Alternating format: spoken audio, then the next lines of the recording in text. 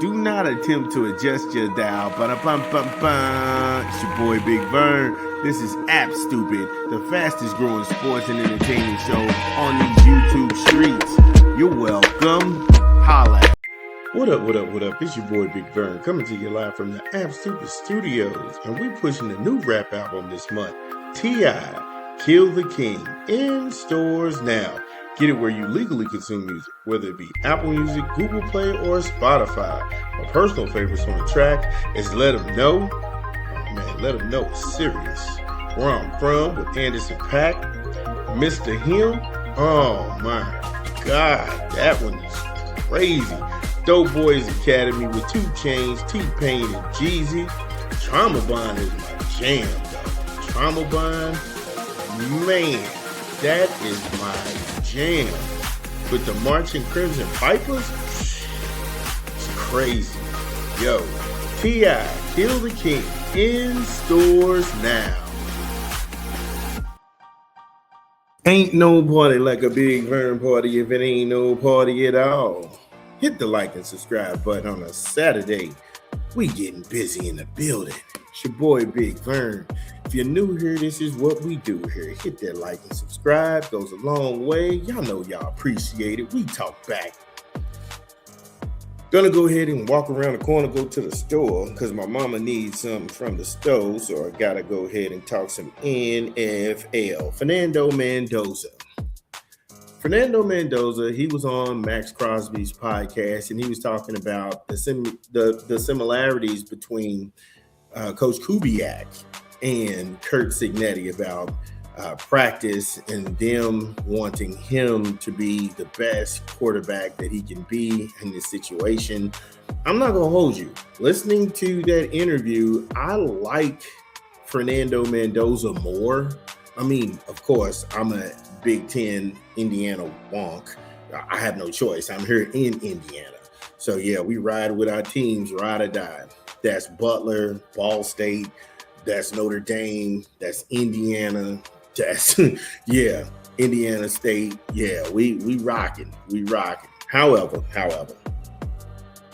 in this situation where Mendoza's studying and he's not satisfied with just being okay, that is a gene in football that is, I'm talking about, that's how you know that you belong in the league, when you study, when you're the apex guy. Not only is he coming to a team that had a losing record and a losing tradition, you have a first-time OC coordinator, and he's got some of the same traits as your prior head coach, where you're over-analytical about 3-step drops. You're over-analytical about reading the defenses and everything. Him being under center. People take for granted that Fernando Mendoza played in 2 systems. He was out in Cal, and then he was at Indiana. Indiana, he played out of the huddle, and he knows how to play under center. He can run if he has to, but he'd rather sit there and dice you up from the pocket. He inherited as Cignetti. The Raiders had to go out and get a line. He's got to go ahead and get some more guys on offense, whether we're talking about tight ends, wides, and the fact that he's willing to put that much time in as a veteran. When Max Crosby is conducting this interview on his podcast, you're thinking to yourself, this guy is above his years. This guy is above his years. He's not one of these guys that reclass. He's a guy who gets it. And that's what you want. If you're going to build a team and turn the corner and get the Raiders back to prominence, I'm not talking about John Madden prominence. You want to go ahead and carve your own legacy and be better than that. And like I say, we'll go ahead and break down those things again as we get closer to the NFL season starting. Like I say, we usually kick things up really hardcore around the Hall of Fame game, because that's when people make their cuts. So we can only look and see who's on teams and then still go through that list, and then also give you our breakdowns of teams, conferences, and how we think this is going to play out.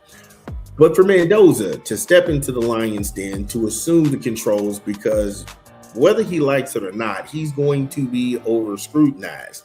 You know me, I was saying that he's probably the only quarterback in this draft that has won anything outside of Carson Beck. Because Carson Beck, a year before last year, he won the SEC championship with Georgia, and then he played in a championship game with Miami and got beat by Indiana. Other than that, all of this was promised. Diego Pavia out of Vanderbilt is just too small. I don't care about your feelings. You're just too small to do this. He's made a practice squad for the Baltimore Ravens. He probably will never see the field. That's not going to work. That's not going to work. I can tell you that. I'm not going to go ahead and hold you on that one. Then when you look at the other guys who was taking, Simpson, he's pretty much a catch and shoot guy. They pretty much have him assuming the reins out with the Rams once that thing folds for Matthew Stafford. But I'm being honest with you, he didn't woe me in college not one bit.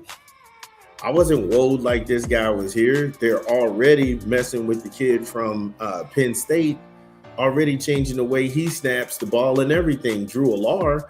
And I'm sitting there saying to myself, why would you do that? You're ruining this guy right off the rip in Pittsburgh.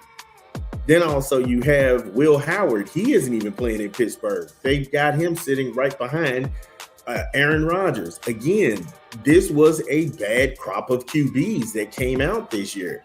I didn't even know the one kid from Clemson was even in the draft.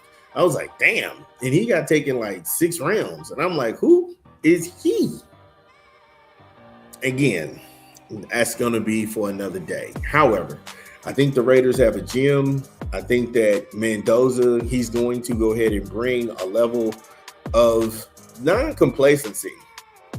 Because as the leader, you have to hold yourself accountable, but you can also hold other guys accountable. He's the leader. He sets the tone. He's the first guy in the building and the last guy to leave.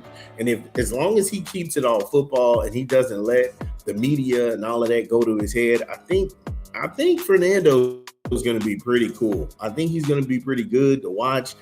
I don't really see him winning the division right away. Kansas City is still the game dogs in the division. The Broncos with Bo Nix in year 3. Is this the opportunity for him to step forward? There's a lot of questions in that AFC West that have to be answered. Is this the year Justin Herbert finally gets over the hump in the Chargerville and makes it to the AFC Championship game? Again, like I stated, there's just a lot of unanswered questions. However, we'll answer this one. I don't think Mendoza's going to work. Get in the comments. It's your boy, Big Vern. Yeah, it's your boy, Big Vern. Y'all know the drill. Get in the comments. Whether you agree or disagree, let me know what's going down. It's your boy, Big Vern. We'll be back.